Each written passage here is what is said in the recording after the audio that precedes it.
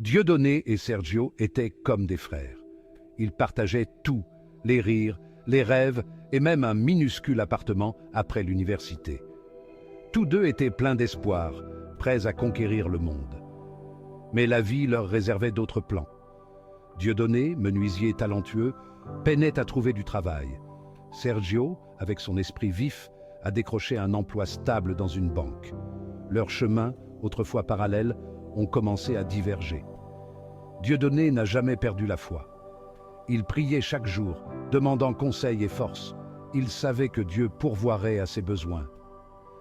Sergio, pris dans le tourbillon de sa nouvelle vie, s'est éloigné. Il a commencé à oublier la valeur de leur amitié, aveuglé par sa propre ambition.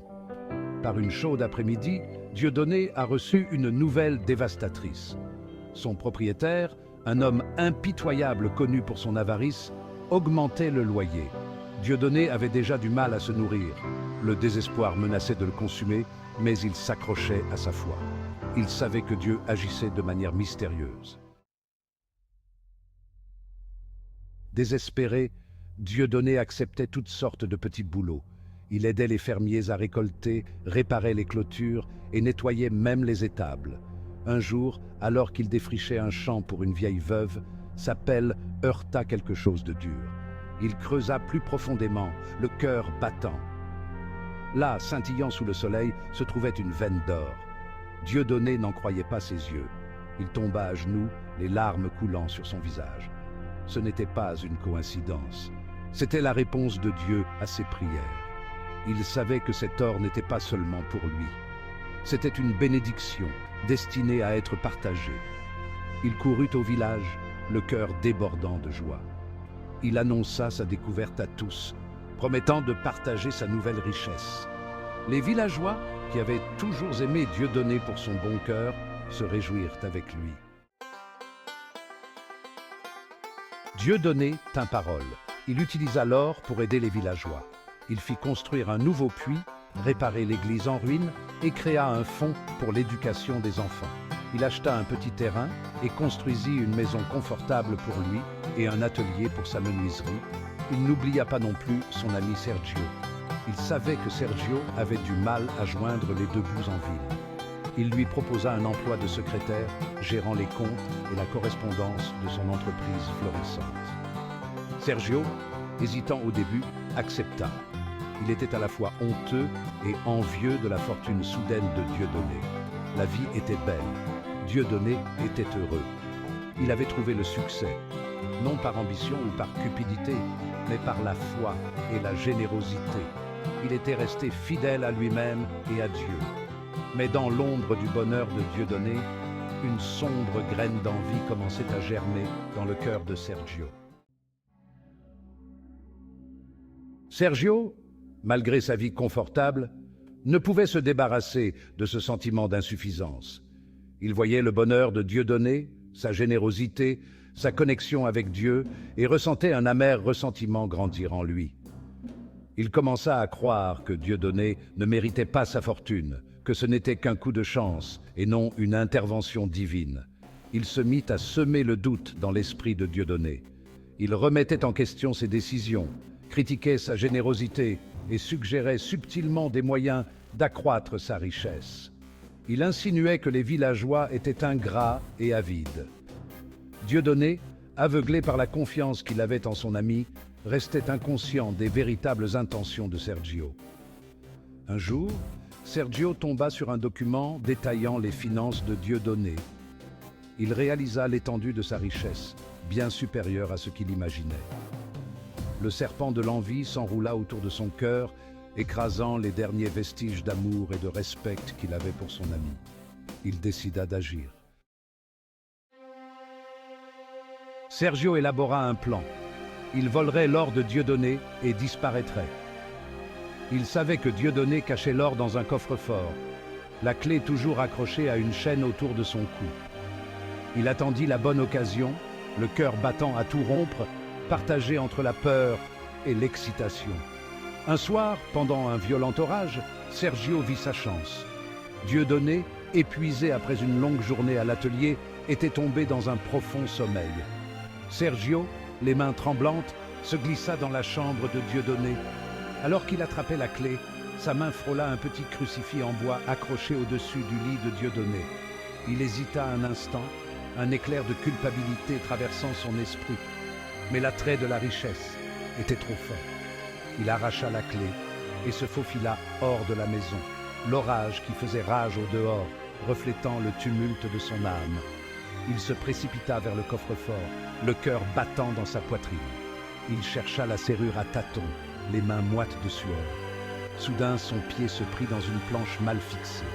Il trébucha, la clé lui échappa et disparut dans une fissure du plancher.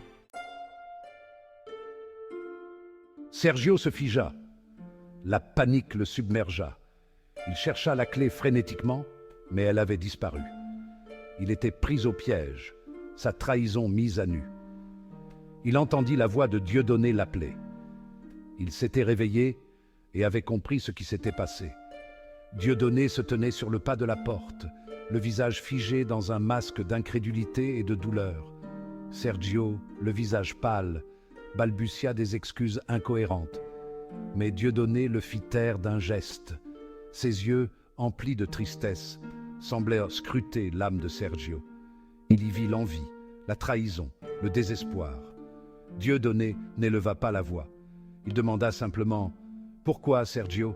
Qu'est-ce qui t'a poussé à faire ça ?» Sergio, submergé par la honte et le remords, s'effondra à genoux. Il avoua tout, la voix étranglée par les sanglots. Il parla de son envie, de ses insécurités, de son désir insensé de posséder ce qu'il ne méritait pas.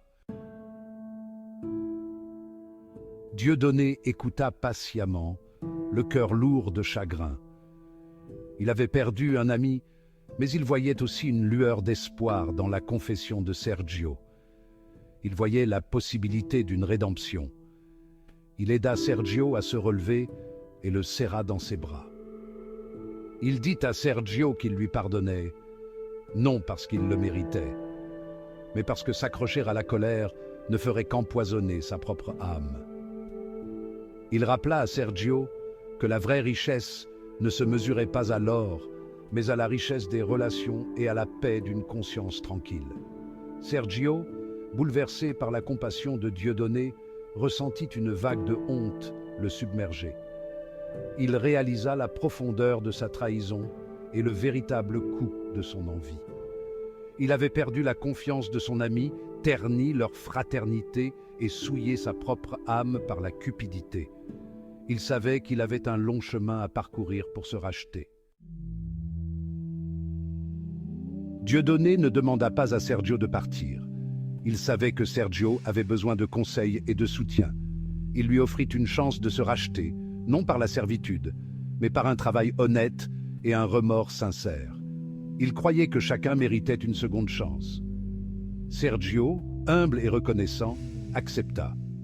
Il commença à travailler aux côtés de Dieudonné dans l'atelier, apprenant la valeur du travail acharné et la satisfaction de créer quelque chose de beau de ses propres mains. Il passait ses soirées à aider les villageois, partageant ses connaissances et ses compétences, cherchant à expier ses péchés. Lentement, Sergio commença à trouver la paix. Il apprit à apprécier les choses simples de la vie, la chaleur de l'amitié, la joie de donner et l'importance de la foi.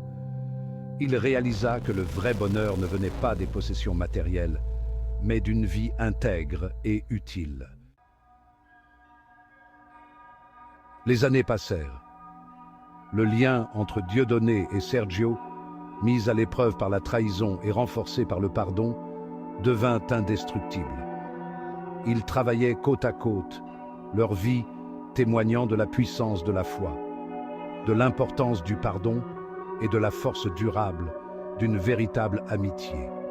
Leur histoire devint une légende, rappelant aux villageois et à tous ceux qui l'entendaient que la véritable richesse ne réside pas dans ce que l'on possède, mais dans la force de son caractère et dans l'amour que l'on partage. Elle servait de mise en garde contre la nature corrosive de l'envie et le pouvoir transformateur du pardon. Pour Dieudonné et Sergio, leur voyage avait été une preuve de la force inébranlable de la fraternité. C'était un témoignage de la conviction que même dans les moments les plus sombres, l'espoir, la foi et le pardon peuvent éclairer le chemin vers la rédemption et la réconciliation.